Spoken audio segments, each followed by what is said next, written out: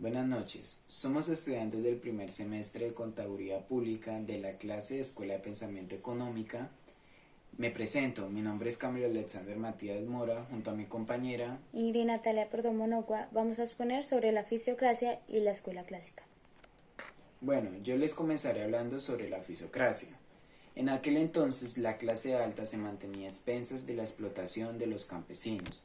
La vida de los campesinos en aquel entonces era demasiado mala y por ello la agricultura estaba en una decadencia aterradora.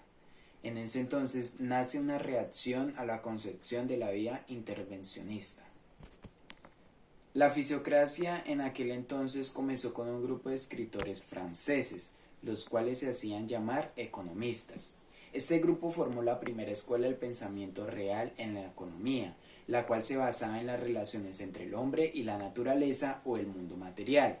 Estos se bautizaron con el nombre de fisiócratas.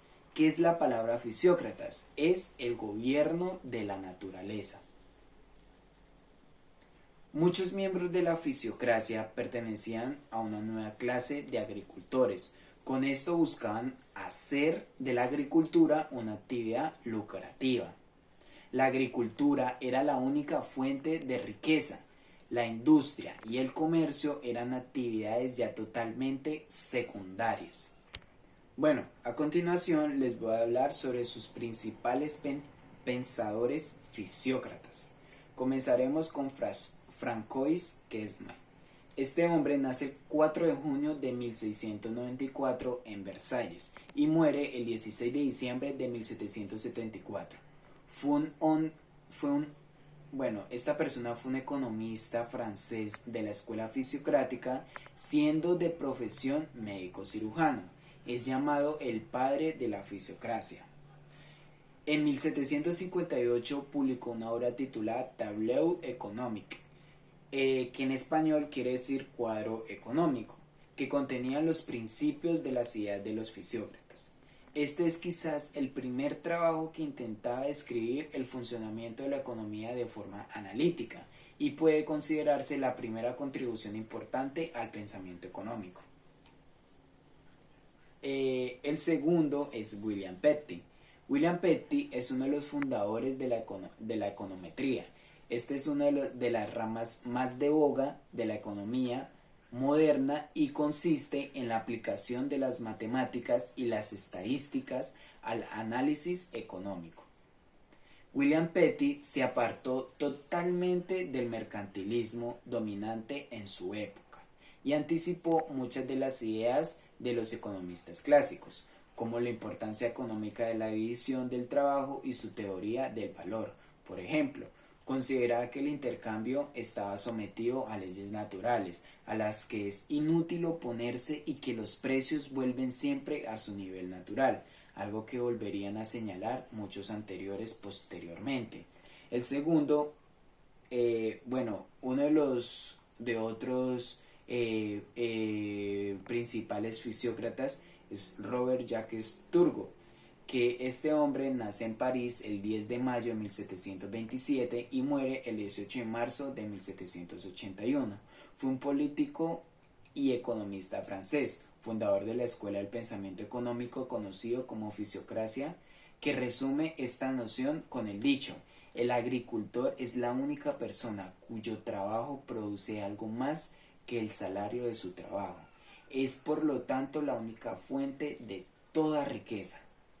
En su discurso sobre las ventajas que el establecimiento del cristianismo ha procurado al género humano, cuadro filósofo de los progresos sucesivos del espíritu humano. Y por último terminaremos con Richard Cantillon. Es uno de los de los personajes más fascinantes en la historia del pensamiento social o económico. De esta persona se sabe muy poco acerca de la vida de Cantillon, salvo el hecho de que murió multimillonario. Pero lo más importante es que hay algunos investigadores modernos que dicen que la familia era aristocracia rural irlandesa, que se había visto desposeída por el inversor puritano inglés Oliver Cromwell. La fisiocracia fue criticada. A pesar de la influencia que mantuvo la fisiocracia por más de 2 décadas, muchos economistas reaccionaron en contra de esta corriente. La fisiocracia no fue recibida con los brazos abiertos, por muchas razones, no siendo todas intelectuales. Voy a hablar sobre 2 filósofos que no estuvieron de acuerdo con la fisiocracia y la criticaron. Uno de ellos fue el francés Condillac. No estaba de acuerdo con la idea de las manufacturas. Por el otro lado está el italiano Galliani. Se opuso a la idea de un orden natural y al intento de crear sistemas económicos. En este aspecto se manifestó que los fisiócratas no aportaron argumentos científicos suficientes para fundamentar su existencia. La fisiocracia tiene 2 diferentes frentes. El primero de ellos habla que la teoría pura de los fisiócratas no concordaba con lo suficientemente con los hechos de aquella época. Y la segunda afirmaba que su teoría quedaba un tanto oscurecida. Después de un tiempo se presentó una decadencia, donde los países que se dedicaban a la agricultura hoy en día son los más pobres. Ahora les voy a hablar sobre la escuela clásica. Fue un sistema que surgió en 1776. Con esto rompe las barreras del feudalismo como un sistema económico. Se mantuvo activa hasta mediados del siglo XIX. Aquí se marca el inicio y el auge del capitalismo como sistema económico. Su principal representante fue Adam Smith, con su texto La riqueza de las naciones. También es conocido como economía política. La economía clásica tuvo los siguientes precursores. Uno de ellos, y el más importante, fue Adam Smith, que fue un economista y filósofo escocés que fue el fundador de la economía política. Analiza la ley del valor y enuncia la problemática de la división de las clases. Adam Smith considera el capitalismo como el estudio natural de las relaciones sociales. De hecho, fundó el liberalismo económico en su obra principal, Investigaciones sobre la naturaleza y causa de la riqueza de las naciones. El laissez-faire aparece como el motor del progreso económico. Él es considerado como el padre de la economía política. Otro de ellos fue David Ricardo. Él comenzó a trabajar desde su temprana edad y este fue uno de los principales precursores de la escuela clásica. Sus primeros análisis daban del año 1809, cuando tras leer a Adam Smith enviaba notas a la prensa con opiniones económicas firmadas con una R, destacando con la diferencia de sus artículos, especialmente los que escribió sobre la devaluación de la moneda británica. Por último, voy a hablar de Stuart Mill.